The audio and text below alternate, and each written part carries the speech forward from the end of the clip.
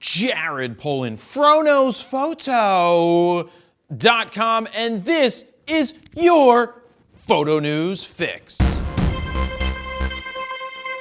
This fix is brought to you by Rode and their new NT-SF1 microphone, aka Soundfiled. The NT-SF1 records the entire spherical sound field, every sound, every direction, perfectly. This is the perfect mic for a range of applications, from music recording through to capturing 3D soundscapes for VR applications. And honestly, just look at it. It looks really cool. Head on over to bit.ly/RodeSF1 for more information or to purchase it. First up, if you're a Sony shooter and you've been feeling left out waiting to get your hands on the Sigma 105 1.4 art lens for E-mount, your wait is almost over. Up until this point, you've only been able to get this lens for Nikon and Canon mounts. Oh yeah, and come to think of it, Sigma mounts too, and it's all been available for the low price of $15.99. Well, we now know the lens will be available sometime in November for Sony E-mount at the same price of $15.99. Now, I've used this lens, it's big. That's what she said.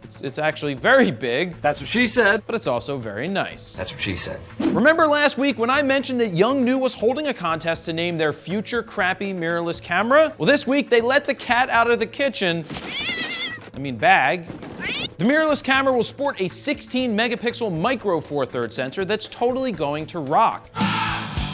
Inside, you will find a Qualcomm 8-core processor that will allow the camera to run Android 7.1 and offer you 32 gigs of internal storage, which is expandable with another 32 gigs, bringing your total to 64 if my math is correct. This camera will sport an EF mount, meaning, sorry Fuji shooters, your lenses will not work on this camera. It will shoot RAW as well as 4K video up to 30 frames a second and boast a confusing 8 megapixel front-facing camera. It will be the first camera to connect directly to YouPorn, so you can shoot and share your amateur porn right from the camera. Sign me up for that, Steven.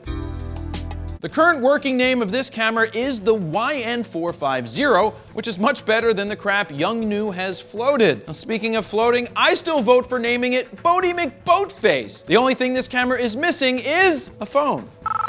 Next up, a company by the name of Catalog has raised $1.5 million to basically undercut working photographers and pay them very little for their photos. The company, which was launched in October by Patrick Ip, who's an ex-Googler, and Jacobo Lumbreras, has raised money from a few venture firms, including Moonshots Capital. The gist of the business model is that Catalog takes away the pain of hiring, planning, and producing branded photos for smaller companies in need of product photography. One of Catalog's first customers, an all-natural cosmetic company named Naked Poppy, was quoted $7,000 for 15 photos by an agency. Catalog's product shots, by contrast, only cost $20 a photo. Just wait a second, it actually gets better. Catalog's website states, "We hire photographers, stylists, models, and editors, bringing together all the talent necessary to shoot high-quality photos for your products. We also take care of all the location, props, and legal compliance, so you only have to decide which photos you like the most." Now, my problem with this is, how the hell did they get $1.5 million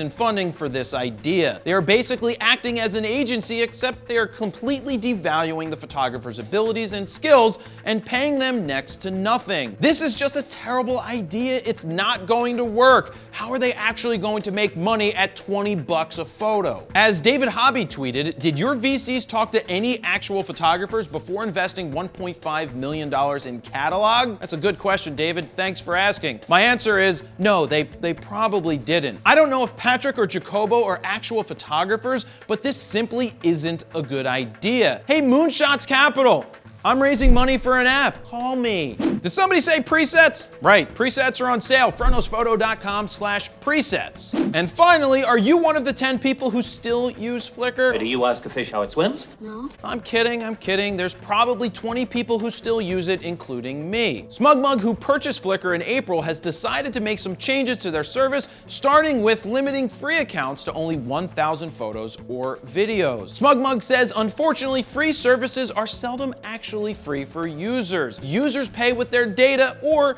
with their time. We would rather the arrangement be transparent. That's funny, I don't mind ads in front of my late night video watching. So what happens if you have more than 1,000 images on Flickr? Well, you have until January 8th, 2019 to cut that down to 1,000 photos or less. And after February 5th, 2019, Flickr will start deleting any photos over the 1,000 limit, starting with your older photos first. What about the pro users, you may be asking? Now, I've been a pro user since 2014 or so, and I've been paying $24.95 a year for unlimited storage. Pro accounts will be raised to $49.99 a year, and you will still have unlimited storage for photos and videos at full res along with ad-free browsing. Now, there is something cool that you will get. You will get something called an OG Pro badge, you know, for being a longtime member. It's probably OG though. Come to think of it, that makes more sense. I got an OG Pro badge. Honestly, you're not getting that much more than you were getting before. Sure, they offer you premier customer service, though I'm not sure what you will actually need help with because Flickr is pretty straightforward. Excuse me, Flickr customer service?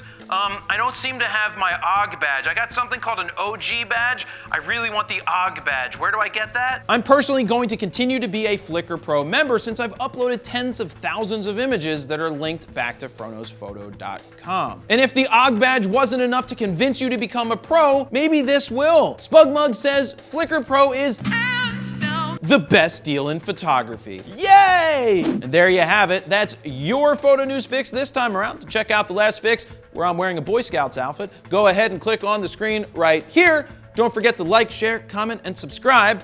And that's where I'm gonna leave it. I'm off to get my OG badge. Jared Polin, FroKnowsPhoto.com. See ya.